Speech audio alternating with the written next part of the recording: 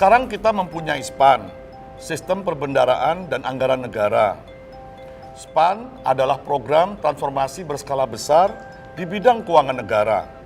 Dikembangkan melalui penyempurnaan proses bisnis dan pemanfaatan teknologi informasi yang terintegrasi. Lebih jauh tentang SPAN akan dijelaskan oleh Miss Pan. Halo, saya Miss Pan. Berikut keunggulan dari SPAN. 1. Penyempurnaan pengelolaan keuangan negara.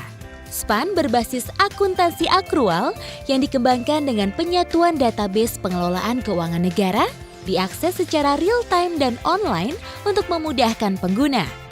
2. Keamanan data. SPAN dijaga oleh pengamanan data mutakhir. 3.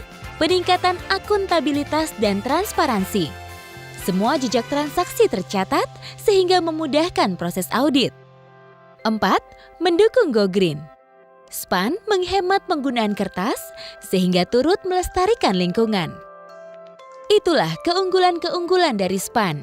Sekarang, mari kita lihat proses bisnisnya. Alur kerja SPAN terbagi dalam 3 tahap.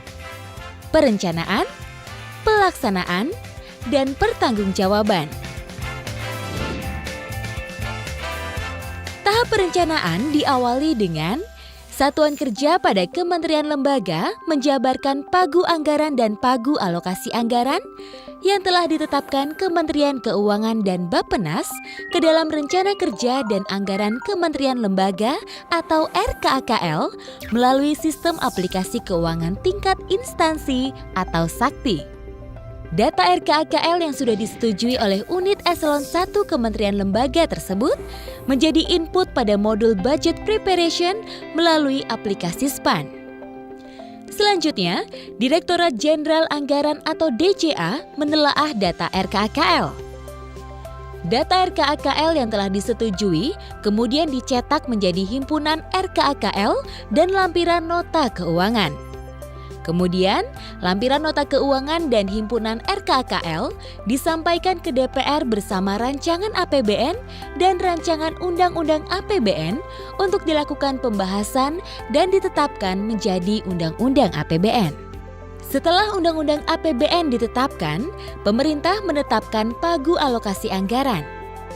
Berdasarkan pagu alokasi anggaran tersebut, data RKAKL disesuaikan oleh kementerian lembaga dan diserahkan ke DJA melalui aplikasi SAKTI. Pemerintah kemudian menyusun Kepres rincian APBN.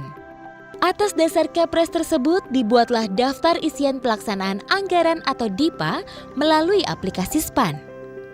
Data DIPA tersebut diakses oleh kementerian lembaga dan merupakan input bagi aplikasi SAKTI untuk proses pelaksanaan anggaran.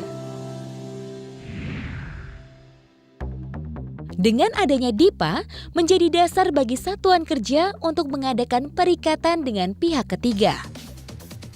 Satuan kerja, dalam hal ini pejabat pembuat komitmen atau PPK, mengirimkan resume kontrak ke KPPN. Setelah melalui proses validasi dan verifikasi, KPPN akan menerbitkan nomor register supplier dan nomor register kontrak. Nomor register kontrak yang diperoleh dari KPPN akan diinput oleh satuan kerja ke dalam aplikasi SAKTI. Setelah mendapat tagihan dari pihak ketiga, satuan kerja, dalam hal ini PPK, akan membuat resume tagihan untuk disampaikan ke KPPN. Resume tagihan berfungsi sebagai perencanaan kas jangka pendek dan titik pengakuan beban dalam konteks akuntansi akrual.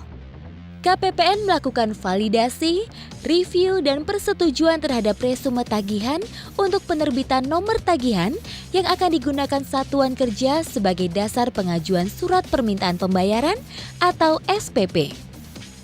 SPP yang diajukan oleh PPK kepada petugas penandatanganan SPM diproses menjadi SPM dan disampaikan kepada KPPN. KPPN melaksanakan review dan verifikasi terhadap SPM, kemudian menyetujui SPM dengan menerbitkan surat persetujuan pembayaran tagihan atau SPPT. Pada saat jatuh tempo tagihan, KPPN akan menerbitkan SP2D. SP2D tersebut disampaikan secara online melalui intermediary server kepada bank yang ditunjuk. Berdasarkan SP2D tersebut, bank akan melakukan transfer dana kepada pihak ketiga. Yang terakhir adalah tahap pertanggungjawaban.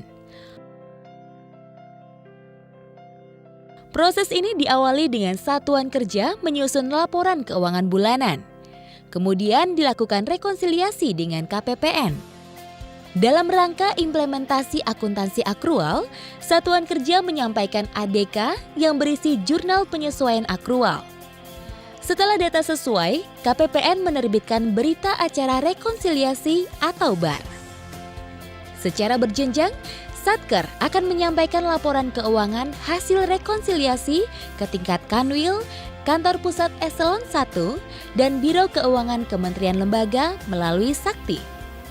Dengan single database, Kanwil Ditjen Perbendaharaan melakukan konfirmasi kepada Kanwil Kementerian Lembaga. Ditjen Perbendaharaan, dalam hal ini Direktorat Akuntansi dan Pelaporan Keuangan, juga melakukan konfirmasi kepada setiap Eselon 1 dan Biro Keuangan Kementerian Lembaga. Dari proses rekonsiliasi inilah akan dihasilkan laporan keuangan pemerintah pusat.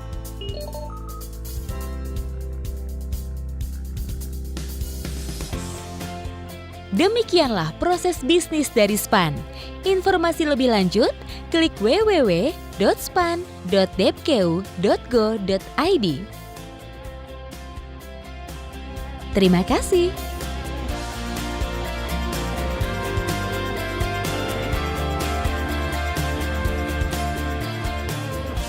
Implementasi SPAN adalah program transformasi berskala besar untuk pengelolaan keuangan yang lebih transparan, efisien, efektif, dan akuntabel. Ini adalah suatu pekerjaan besar, namun selama kita memiliki visi yang jelas, komitmen yang tinggi, serta kerjasama yang kuat, kami yakin implementasi SPAN akan sukses. Dunia Indonesia yang lebih baik.